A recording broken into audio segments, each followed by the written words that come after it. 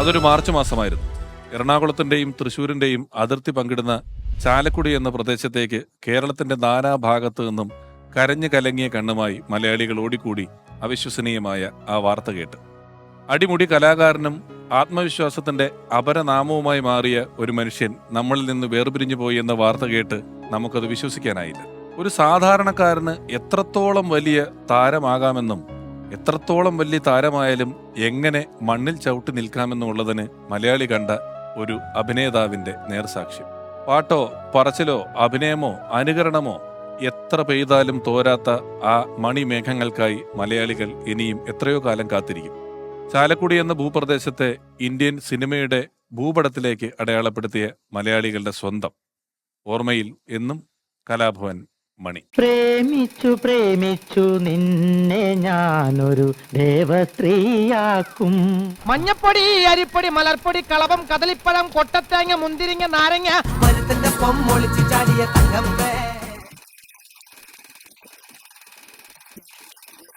ആലിലക്കണ്ണ നിന്റെ മുരളിക കേൾക്കുമ്പോൾ എൻ മനസ്സിൽ പാട്ടുണരും.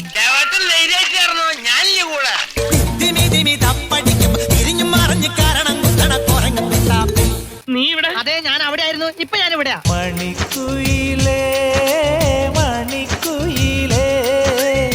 ആദ്യം നീ അവളെ കാര്യം പറഞ്ഞ് മനസ്സിലാക്കാൻ നോക്ക്. നിന്നെ വിശ്വാസമായ ആ നിമിഷം അവള് നിന്റെ കൂടെ ഇറങ്ങി വരും.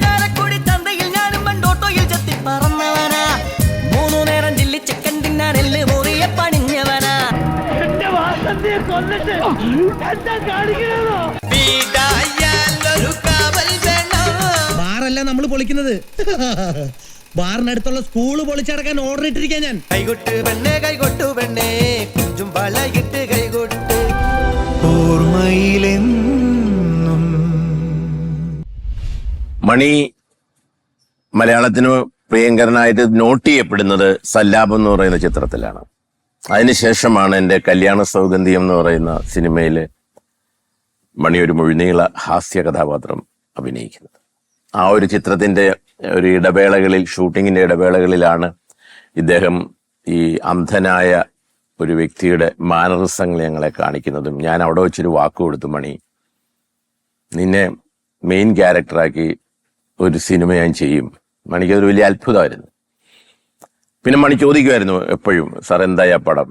അങ്ങനെയാണ് ഈ വാസന്തി ലക്ഷ്മി എന്ന് പറയുന്ന ചിത്രം. ഒരു മുഴുനീള കോമഡിയനായ, അങ്ങനെ ഒരു ചിരിയുമായിട്ട് എല്ലാവരും കണ്ടിരുന്ന മണി അത്ര സീരിയസ് ആയ ഒരു വേഷം ചെയ്ത് നമ്മളെ ഞെട്ടിച്ചു കളഞ്ഞു. അതിനുശേഷം മണിയുടെ കരുമാടിക്കുട്ടനായിക്കോട്ടെ, മണി വില്ലനായിട്ട് അഭിനയിച്ച, നമ്മളെയൊക്കെ ഏറെ രസിപ്പിച്ച മമ്മൂട്ടി ചിത്രം രാക്ഷസരാജാവായിക്കോട്ടെ, ആ കഥാപാത്രത്തെയാണ് ഞാൻ അന്ന് വിക്രം തമിഴിൽ ജെമിനി ചെയ്യുമ്പോൾ വിക്രമിനെ ഞാൻ തന്നെ ഇനിഷ്യേറ്റ് ചെയ്ത് അതിൻ്റെ പ്രിന്റ് അയച്ചു കൊടുത്തിട്ട് കാണിക്കുകയും AVM അവരുടെ ജെമിനിയിലോട്ട് മണിയെ കാസ്റ്റ് ചെയ്യുന്നതും. മണി പിന്നെ തെലുങ്കിലും തമിഴിലും ഒക്കെ വലിയ പടയോട്ടം തന്നെ മണി നടത്തി. അങ്ങനെ ഒരു നടനപ്പുറം, ഒരു വലിയ സംഗീതജ്ഞനപ്പുറം, നാടൻപാട്ടിൻ്റെ ഒരു വലിയ ഖനിയായിരുന്നല്ലോ അദ്ദേഹം. അതിനൊക്കെ അപ്പുറം വലിയ മനുഷ്യസ്നേഹി എന്നുള്ള നിലയിലാണ് ഞാൻ മണിയെ സ്മരിക്കുന്നത്. മണിക്ക് ആ സ്മരണ കേരളത്തിലെ ജനങ്ങളും കൊടുക്കുന്നുണ്ടെന്നാണ് എനിക്ക് തോന്നുന്നത്. 90 കാലഘട്ടത്തിലാണ് കലാഭവന്റെ ഒരു മിമിക്സ് പരേഡ് പെരുമ്പാവൂർ ഫാസിൽ വന്നു. ആ സമയത്ത് എനിക്ക് സെഞ്ചുറി കാസറ്റ്സ് കമ്പനി ഉണ്ടായിരുന്നു. ആ കമ്പനിക്ക് വേണ്ടി അന്ന് അൻസാർ കലാഭവനും റഹ്മാനൊക്കെ കൂടി ഒരു മിമിക്സ് പരേഡ് കാസറ്റ് ചെയ്തു. അപ്പോൾ അൻസാർ പെരുമ്പാവൂർ വന്നപ്പോൾ, കലാഭവന്റെ ലീഡറാണെന്ന് വന്നപ്പോൾ എന്നെ വിളിച്ചു. അങ്ങനെ ഞാൻ ആ കലാഭവൻ അൻസാറിനെ കാണാൻ ചെന്നു. പക്ഷെ പ്രോഗ്രാമിന് നിൽക്കാൻ സമയമുണ്ടായിരുന്നില്ല. അതുകൊണ്ട് തന്നെ ഞാൻ പോവുകയാണെന്ന് പറഞ്ഞപ്പോൾ അൻസാർ എന്നോട് പറഞ്ഞു, ഇവിടെ ഇതിലൊരു നല്ല പയ്യൻ വന്നിട്ടുണ്ട്, അടിപൊളി ആർട്ടിസ്റ്റാണ്, ജസ്റ്റ് ഒന്ന് കണ്ടിട്ട് പോകും, ഫസ്റ്റ് പെർഫോമൻസ് ഒന്ന് കണ്ടിട്ട് പോകും, നമുക്ക് ആവശ്യം വരും എന്ന് പറഞ്ഞാൽ. അന്നൊക്കെ ഞാൻ ഈ ഗൾഫ് ഷോ സ്ഥിരമായിട്ട് നടത്തുന്ന ഒരു കാലമായിരുന്നു. അപ്പോൾ അങ്ങനെ അവിടെ നിന്നു. ഫസ്റ്റ് പ്രോഗ്രാം മണിയുടെ കണ്ടു. മണിയുടെ ആദ്യത്തെ ഐറ്റം കണ്ടപ്പോൾ തന്നെ പിന്നെ എനിക്ക് അവിടെ ഇരിക്കാൻ തോന്നി. ഞാൻ ഫുൾ പ്രോഗ്രാം കണ്ട് മണിയെ സ്റ്റേജിൻ്റെ ബാക്കിൽ ചെന്ന് കണ്ട് മണിയുടെ നമ്പറും മേടിച്ചിട്ടാണ് ഞാൻ പോയത്. അങ്ങനെ ഒരു ഗൾഫ് ഷോ വന്നപ്പോൾ സ്ഥിരമായിട്ട് നാദിർ ഷാ അതുപോലുള്ള ആർട്ടിസ്റ്റുകളാണ് എൻ്റെ കൂടെ വന്നുകൊണ്ടിരിക്കുന്നത്. നാദർഷ 3-4 സ്റ്റേജ് കഴിഞ്ഞു. അപ്പോൾ ഞങ്ങൾ ഗൾഫ് ഷോ ഒരുമിച്ച്. അപ്പോൾ മണിയെ നാദർഷ അറിഞ്ഞിട്ടില്ല മണിയെ വിളിക്കുന്ന കാര്യം. നാദർഷനെ ഫിക്സ് ചെയ്തു. ബാക്കി ആർട്ടിസ്റ്റിനെയൊക്കെ ഞാൻ വിളിച്ചോളാം എന്ന് പറഞ്ഞു. അങ്ങനെ എൻ്റെ ട്രൂപ്പ് ഉണ്ടെന്ന് കൊച്ചിൻ സെഞ്ചുറി. അതിലെ മെയിൻ താരമായിട്ട് കളിക്കുന്നത് ടിനി ടോമാണ് അതിൻ്റെ ലീഡർ. അപ്പോൾ ടിനീനെ ഞാൻ ഉൾപ്പെടുത്തി. അങ്ങനെ മണിയെ എഗ്രിമെൻ്റ് ചെയ്തു. ആ പ്രോഗ്രാം വൻ സക്സസ് ആയിരുന്നു. സിദ്ദീഖായിരുന്നു നേതൃത്വം കൊടുക്കുന്നത്, നാദർഷ എല്ലാവരും ഉണ്ടെങ്കിലും ആദ്യത്തെ ഷോ കഴിഞ്ഞപ്പോൾ തന്നെ കലാഭവൻ മണിയുടെ ഷോ ആയിട്ട് മാറി. ഞാൻ കലാഭവന് വരുന്നത് മണിച്ചേട്ടൻ സല്ലാബ് എന്ന സിനിമയിൽ അഭിനയിച്ച് മണിച്ചേട്ടൻ വളരെയധികം ബിസിയായി മണിച്ചേട്ടൻ കലാഭവനിൽ നിന്ന് മാറി. ആ ഒരു ഗ്യാപ്പിലായിട്ടാണ് ഞാനടക്കമുള്ള കോട്ടയത്ത് നിന്ന് കുറച്ച് പേരും പിന്നെ എറണാകുളത്തുള്ള കുറച്ച് പേരും ഞങ്ങളുടെ സുഹൃത്തുക്കളെല്ലാം കൂടെ വരുന്നത്. എൻ്റെ ചേട്ടൻ ഷിവ്ജാനാണെങ്കിൽ അതുപോലെ കലാഭവൻ, ജയകുമാർ, പ്രജോദ് ഒക്കെ, ഞങ്ങൾ ദിനേശ് അണ്ണൻ, അങ്ങനെ ഞങ്ങളൊരു ടീം കലാഭവനിലോട്ട് വരുന്നത്. അപ്പം ഞാൻ വന്നതിന് ശേഷം പിന്നെ മണിച്ചേട്ടൻ ചെയ്തുകൊണ്ടിരുന്ന ഐറ്റംസുകളൊക്കെ ഇപ്പോൾ കള്ളുകൂടിയനാണെങ്കിലും അതേപോലെ തന്നെ കോമഡി ലീഡ് ചെയ്ത് ചെയ്തതാണെന്നുണ്ടെങ്കിലും സ്റ്റാർസിനെ ഇമിറ്റേറ്റ് ചെയ്തതൊക്കെ പിന്നെ ഞാനായിരുന്നു കലാഭവനിൽ. അപ്പം മുതൽ തന്നെ നമുക്ക് മണിച്ചേട്ടനെ പോലെ ഒരു നടനാവണം. അപ്പോൾ അത് നമുക്ക് കഴിവുണ്ടോ ഇല്ലയോ എന്നുള്ളതല്ല. അന്നൊക്കെ ഈ കലാഭവനിൽ നടന്മാരെ ഇമിറ്റേറ്റ് ചെയ്യുമ്പോഴും നമ്മളൊക്കെ ലൊക്കേഷനിൽ ചെല്ലുമ്പോൾ തന്നെ ഇവരൊക്കെ അടുത്ത മണിച്ചേട്ടനെ പോലെ ആവുന്നവരോ കേട്ടോ, മണിച്ചേട്ടനെ പോലെ ആവുന്നവരാ, സിനിമാക്കാരാവുന്നൊക്കെ പറയുന്നത് കേൾക്കുമ്പോൾ തന്നെ നമുക്കൊരു എന്തോ ഒരു എനർജി കയറുന്ന പോലെ. പിന്നെ നമുക്കൊന്ന് കൊതിയായിരുന്നു മണിച്ചേട്ടൻ ഇമിറ്റേറ്റ് ചെയ്യുന്നതിന് തൊട്ട് മുമ്പ് തന്നെ. അടുത്തതായി നിങ്ങളുടെ മുന്നിലേക്ക് വരുന്നത് നാടൻ പാട്ടിൻ്റെ തമ്പുരാൻ എന്ന് പറയുമ്പം പോകുന്നൊരു ജനം ഒരു ഇളകലാണ്, ഒരു ആർപ്പ് വിളിയും കൈയിടിയും ബഹളമൊക്കെ ആയിട്ടൊരു എന്തൊരു ആർത്തിരമ്പ് എന്നൊക്കെ പറയത്തില്ല എന്ന് പറയുന്നൊരു ബഹളമാണ്. അത് ആ കൈയിടി കേൾക്കുമ്പോൾ തന്നെ നമുക്ക് മണിച്ചേട്ടനെ ഇമിറ്റേറ്റ് ചെയ്യാൻ വലിയൊരു സന്തോഷമായിരുന്നു. ആ ഒരു എനർജിയിൽ നമ്മൾ വന്ന് പെർഫോം ചെയ്യുന്നത്. അപ്പോൾ അന്ന് മുതലേ നമ്മുടെയൊക്കെ എൻ്റെയൊക്കെ മനസ്സിലുണ്ടായത് എന്തെങ്കിലും നമുക്കൊക്കെ ഇതുപോലൊരു കൈയിടി കിട്ടുമോ, ആളുകൾ നമ്മളെ ഇങ്ങനെയൊക്കെ ഇഷ്ടപ്പെടുമോ, നമുക്കൊരു സിനിമാടനാവണമല്ലോ എന്നൊക്കെ ഒരു ആഗ്രഹം തോന്നിച്ച മണിച്ചേട്ടനാണ്. ഒരുപാട് ഇൻസ്പയർ ചെയ്തിട്ടുണ്ട് മണിച്ചേട്ടൻ.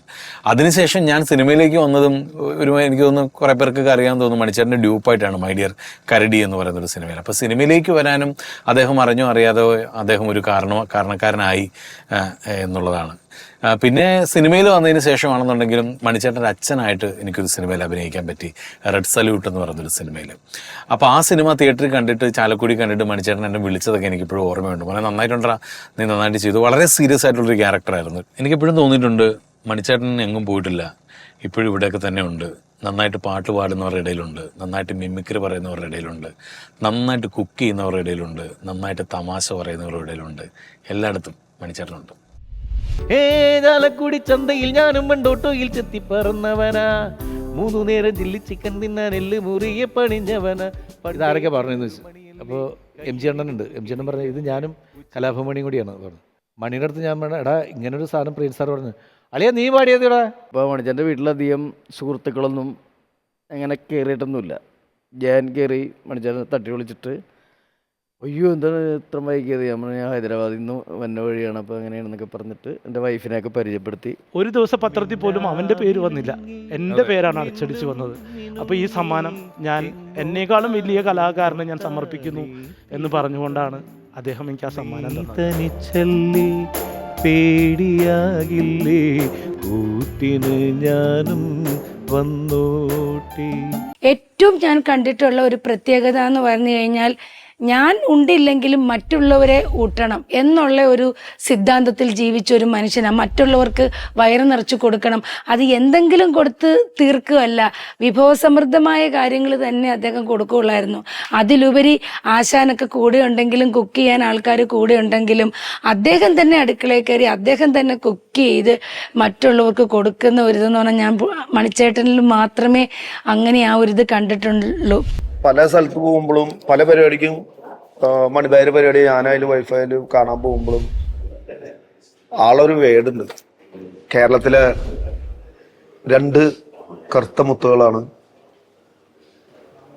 അതൊന്ന് ഞാനും പിന്നെ എൻ്റെ അയ്യമ്മനും അങ്ങനെ പറയില്ലേ. എന്നിട്ട് എന്നെ ഇങ്ങനെ സ്റ്റേജിലേക്ക് ഇങ്ങനെ വിളിക്കുക എവിടെ പോയാലും. അത് തന്നെയല്ല ആത്മബന്ധം എന്ന് പറഞ്ഞാൽ ഇപ്പൊ ഞാൻ പുറത്തു പോയിട്ട് ഇപ്പൊ എയർപോർട്ടിൽ നിന്നോ അല്ലെ എറണാകുളത്ത് നിന്നോ വരുന്നുണ്ടെങ്കിൽ ചാലക്കുടി വഴിക്ക് പോകുമ്പോ ഒന്ന് കോൾ ചെയ്ത് കഴിഞ്ഞാൽ ഞാൻ അവിടെ ഉണ്ടോന്ന് ഇവിടെ ഒന്ന് കയറിട്ട് പോയാൽ മതി എന്ന് പറയാൻ ഒരു സൗഹൃദ ബന്ധമല്ല, ഒരു ബ്രദർ ചേട്ടനായി എൻ്റെ ഒരു ബന്ധമാണ്. നമസ്കാരം. കലാഭവമണിയെ കുറിച്ച് പറയുമ്പോൾ എന്നും സൗഹൃദങ്ങളുടെ ഏറ്റവും നല്ല ഓർമ്മകൾ എന്ന് പറയുന്ന അതിലൊന്ന് കലാഭവമണിയാണ്. കാണുമ്പോഴെന്നും സൗഹൃദത്തിൻ്റെ എന്താ പറയുക, ഏറ്റവും അടുത്ത ഒരു സുഹൃത്തിനെ പോലെ ആ സമയങ്ങൾ മുഴുവൻ നമുക്ക് ഓർക്കാൻ വേണ്ടി ബാക്കി വയ്ക്കും. ഞാൻ എൻ്റെ ആദ്യ സിനിമ മിമിക്സ് ആക്ഷൻ 500 എന്നുള്ള സിനിമ ഷൂട്ടിംഗ് നടക്കുന്ന സമയത്ത് കലാഭവന്റെ വണ്ടി ഓപ്പോസിറ്റ് ക്രോസ് ചെയ്യുമ്പോഴൊക്കെ അന്ന് വണ്ടിക്കകത്ത് നിന്ന് കൈ കാണിച്ച് കലാഭവൻ മണി ഞങ്ങളെല്ലാം നായകന്മാരായിട്ട് അഭിനയിക്കുന്ന സിനിമയാണ്. അപ്പോൾ അദ്ദേഹം കൈ കാണിച്ചു. അപ്പോൾ ഞങ്ങൾ സിനിമാടന്മാരും അദ്ദേഹം ഓപ്പോസിറ്റ് ക്രോസ് ചെയ്യുന്ന വണ്ടിയിൽ അദ്ദേഹം മ്യൂക്രി ആർട്ടിസ്റ്റുമായിട്ടാണ് അന്ന് പോകുന്നത്. പക്ഷെ അത് കഴിഞ്ഞ് സല്ലാപം എന്ന് പറയുന്ന സിനിമ കഴിഞ്ഞോട് കൂടിയിട്ട് അദ്ദേഹം താരമായി. എന്ന് മിമിക്രി കാലത്തുണ്ടായിരുന്ന സൗഹൃദമുണ്ടോ അതേപോലെ തന്നെയാണ് അദ്ദേഹം സിനിമയിലും നമ്മളോട് പെരുമാറുന്നത്. നമ്മളെ വന്നു കഴിഞ്ഞ് നമ്മളങ്ങ് ചേർത്ത് നിർത്തും. പ്രത്യേകിച്ച് മിമിക്രിക്കാരെന്ന് പറയുന്ന അദ്ദേഹത്തിൻ്റെ ഏറ്റവും വലിയ അടുപ്പം, ഏറ്റവും വലിയ ബന്ധം എന്ന് പറയുന്നത് മിമിക്രിക്കാരനെന്ന് പറയുമ്പോൾ അദ്ദേഹം ചേർത്തങ്ങ് നിർത്തും. നമ്മൾ ഒരു കുടുംബമാണെന്നുള്ള രീതിയിൽ എല്ലാവരോടും അങ്ങനെയാണ് അദ്ദേഹം. പക്ഷെ ചേർത്ത് നിർത്തി നമ്മൾ പിന്നെ വിടില്ല, നമ്മുടെ കൂടെ തന്നെ ആയിരിക്കും. എനിക്കെന്നും നല്ല ഓർമ്മകൾ മാത്രം സമ്മാനിച്ചിട്ടുള്ള ഒരാളാണ് കലാഭവൻ മണി. ഒരുപാട് പടങ്ങൾ ഞങ്ങൾ ഒരുമിച്ച് വർക്ക് ചെയ്തിട്ടുണ്ട്. പക്ഷെ ഞാൻ കുറേ കാലമായിട്ട് പുള്ളിയുടെ ഒരു സ്ലാപ്സ്റ്റിക് കോമഡിയും സറ്റയർ കോമഡിയും എക്സാഗ്രേറ്റഡ് കോമഡി അങ്ങനെ പല കോമഡി പടങ്ങൾ വർക്ക് ചെയ്തുകൊണ്ടിരിക്കുമ്പോഴാണ് എനിക്ക് വാസന്തി ലക്ഷ്മി വർക്ക് ചെയ്യാൻ ഒരു അവസരം കിട്ടി. അപ്പോൾ വാസന്തി ലക്ഷ്മി ടോട്ടലി ഒരു ബ്ലൈൻഡ് സബ്ജക്റ്റാണ്. അപ്പോൾ അത് എങ്ങനെയാണ് അത് ചെയ്യണമെന്ന് എനിക്ക് തന്നെ കൺഫ്യൂഷനായി. ലൈറ്റിങ്ങിൽ എന്തെങ്കിലും മാറി പിടിക്കണോ അല്ലെങ്കിൽ ക്യാമറ ആംഗിളിൽ മാറ്റി പിടിക്കണോ? കൺഫ്യൂഷനിലിരിക്കുമ്പോഴാണ് മണി വന്ന് എൻ്റെ അടുത്ത് അഴപ്പ സാർ ഞാൻ ഒരു ദിവസം ഞാൻ ഒരു ട്രയലിൽ വന്ന് മീറ്റ് ചെയ്യണമെന്ന് പറഞ്ഞ് അങ്ങനെ ഞാൻ കൊച്ചിക്ക് വന്നപ്പം എൻ്റെ റൂമിലേക്ക് വന്ന് ഞാൻ താമസിച്ച റൂമിൽ വന്ന് അദ്ദേഹം പ്ലേ ചെയ്ത് കാണിച്ചു പുള്ളി അഭിനയിക്കാൻ പോകുന്ന സീൻസുകളൊക്കെ. ഞാൻ ഞെട്ടിപ്പോയി. കാരണം കണ്ണ് അത് ബ്ലൈൻഡാ ഇല്ല റിയൽ മണി എന്ത് ചെയ്ത് കോണ്ടാക്ട് ലെൻസ് ഇട്ടാണ്. എനിക്ക് ഭയങ്കര കൺഫ്യൂഷൻ. സെയിം ഐസ് തന്നെ ലിഫ്റ്റ് ചെയ്ത് മേളിൽ പോകുന്ന ഒരു എക്സസൈസ് എത്രയോ മാസങ്ങളായിട്ട് ചെയ്ത് പുള്ളി സെൽഫ് പ്രാക്ടീസ് ചെയ്ത് വന്നവർ. സോ ആക്ടറുടെ ഡെഡിക്കേഷൻ എല്ലാം കണ്ട്. അതേപോലെ കലാഭവൻ മണി നമ്മൾ എന്ത് ഹോസ് ലൈറ്റ് ആണെങ്കിൽ ഏത് ടൈപ്പ് ഓഫ് ലൈറ്റിങ്ങിൽ ചെയ്താൽ എനിക്ക് സ്ട്രെയിൻ ചെയ്യരുതെന്ന് ഉള്ളിയുടെ ഒരാറിന് അങ്ങനെ വാസന്തി ലക്ഷ്മി ചെയ്തു. പിന്നെ അതെക്കാട്ടിലും വേറൊരു ഹ്യൂമർ വെരി ടഫ് ഹ്യൂമറിലുള്ള ചെയ്തതാണ് കരുമാടിക്കുട്ടൻ. അതും വളരെ ടഫ് ഫിലിമായിരുന്നു. എനിക്ക് കിട്ടിയ ഏറ്റവും വലിയ ഭാഗ്യമാണ് മണിച്ചേട്ടൻ്റെ ജീവിതത്തെ ആസ്പദമാക്കി വിനയൻ സാറ് ഒരുക്കിയ സിനിമയായിരുന്നു ചാലക്കുടിക്കാരൻ ചങ്ങാതി. അതിലെ നായക കഥാപാത്രത്തെ അവതരിപ്പിക്കാനുള്ള അവസരം കിട്ടിയത് സിനിമയിൽ ചെറിയ ചെറിയ വേഷങ്ങൾ ചെയ്ത് നടന്ന എന്നെ സംബന്ധിച്ച് ഒരു വലിയ ഭാഗ്യമായിരുന്നു. അതിനവസരം തന്ന എൻ്റെ പ്രിയപ്പെട്ട വിനയൻ സാറിന് ഈ അവസരത്തിൽ നന്ദി അറിയിക്കുകയാണ്. അഭിനയം മാത്രമല്ല, പാട്ടായാലും ഡാൻസ് ആയാലും സ്റ്റേജ് പരിപാടികളായാലും അദ്ദേഹത്തിൻ്റെ കാരുണ്യ പ്രവർത്തനങ്ങളായാലും എല്ലാ കാര്യങ്ങളിലൂടെയും പ്രേക്ഷകരുടെ ഇടയിൽ വളരെയധികം സ്വാധീനം നേടിയ ഒരാളാണ് മണിച്ചേട്ടൻ. അപ്പോൾ അങ്ങനെയുള്ള ഒരാളിനെ സിനിമയിൽ അവതരിപ്പിക്കുക എന്ന് പറയുമ്പോൾ ഒരേ സമയം അതൊരു അവസരവുമാണ്, എന്നാൽ അതൊരു വലിയ ഉത്തരവാദിത്വമാണ്. പക്ഷേ എന്നെക്കൊണ്ട് പറ്റുന്ന രീതിയിൽ ആ കഥാപാത്രത്തെ ഞാൻ നന്നായി അവതരിപ്പിക്കാൻ ശ്രമിച്ചു. അത് പ്രേക്ഷകർ ഇരു കൈനീട്ടി സ്വീകരിച്ചു. അതിലൊരുപാട് സന്തോഷം. മണിച്ചേട്ടൻ്റെ വിയോഗം നമുക്കെന്നും ഒരു തീരാ നഷ്ടമാണ്.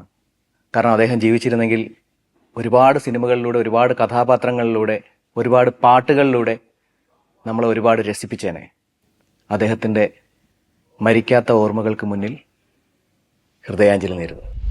ശരിക്കും ഭയങ്കര ഒരു പാഷനറ്റ് ആർട്ടിസ്റ്റ് ആയിരുന്നു മണിച്ചേട്ടൻ എന്ന് പറയുന്നത്. ഞാൻ കുറേ പടങ്ങൾ മണിച്ചേട്ടനോടൊപ്പം ചെയ്തിട്ടുണ്ട്.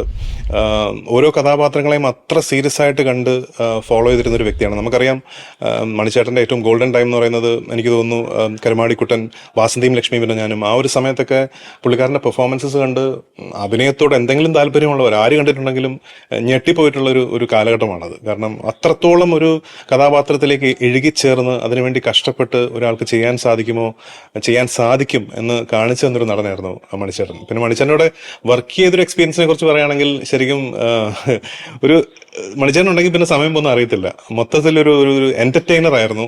അത് ലൊക്കേഷനിലാണെങ്കിലും ഷൂട്ടിംഗ് സമയത്താണെങ്കിലും അല്ലെങ്കിലും ഇപ്പോൾ ഷോസൊക്കെ പല ഷോസിൽ ഞങ്ങൾ ഒരുമിച്ച് പങ്കെടുത്തിട്ടുണ്ട്. അതിനൊക്കെ മണിച്ചേട്ടനോടൊപ്പം കുറച്ചിരുന്ന് സംസാരിച്ച് കഴിഞ്ഞ് കഴിഞ്ഞാൽ സമയം പോകുന്ന അറിയില്ല. കാരണം ഷൂട്ടിംഗ് ഒരു സൈഡിൽ നടക്കും, അതിനോടൊപ്പം തന്നെ ഒരു കംപ്ലീറ്റ് ഒരു എന്റർടൈൻമെന്റ് പാക്കേജും കൂടിയായിരുന്നു മണിച്ചേട്ടൻ എന്ന വ്യക്തി. മണിച്ചേട്ടനോടൊപ്പം ചെലവഴിച്ച ഓരോ നിമിഷങ്ങളും ഞാൻ ഓർക്കുന്നു. കുറച്ച് സിനിമകൾ ഞാൻ ചെയ്തിട്ടുണ്ട്. ബാച്ചിലർ പാർട്ടി, അതുപോലെ ചേകവർ, ചോട്ടാ മുംബൈയുടെ ക്ലൈമാക്സ് ഫൈറ്റ് ഒക്കെ ഞാൻ ഇപ്പോഴും ഓർക്കുന്നു. വളരെ രസകരമായിട്ടുള്ള ഒരുപാട് നല്ല മുഹൂർത്തങ്ങൾ ആ ഒരു മഹാനടനോടൊപ്പം ചെലവഴിക്കാൻ എനിക്ക് സാധിച്ചിട്ടുണ്ട്. ഞാൻ സിനിമയിൽ കടന്നു വന്ന കാലഘട്ടത്തിൽ ആദ്യഘട്ടങ്ങളിൽ ഒന്നിലാണ് ഞാൻ ശ്രീ കലാഭവൻ മണി മണിച്ചേട്ടനെ പരിചയപ്പെടുന്നത്. അതിന് കാരണം എന്ന് പറഞ്ഞാൽ അദ്ദേഹത്തിൻ്റെ ഒരു സിനിമയിൽ എനിക്ക് പാട്ടെഴുതാൻ അവസരം കിട്ടി. അലക്സ് പോളിയേട്ടനായിരുന്നു അതിന് സംഗീതം ചെയ്തിരുന്നത്. അപ്പോൾ വളരെ സന്തോഷമായിരുന്നു. കാര്യം അദ്ദേഹത്തെ പോലെ ഇങ്ങനെ അറിയപ്പെടുന്ന ഒരു നടൻ, ഒരു ഗായകൻ, അങ്ങനെ എല്ലാ തരത്തിലും നല്ലൊരു പെർഫോമറാണ്. അപ്പോൾ അദ്ദേഹത്തിൻ്റെ ആയിട്ട് അസോസിയേറ്റ് ചെയ്യാൻ കിട്ടുന്നൊരു അവസരം എന്ന് പറയുന്നത് എന്നെ സംബന്ധിച്ച് വളരെയധികം അന്നും ഇന്നും എല്ലാം ഓർമ്മയിൽ വളരെയധികം ഒരു ഉൾപ്പുളകം തന്നെ നൽകുന്ന ഒരു കാര്യമാണത്.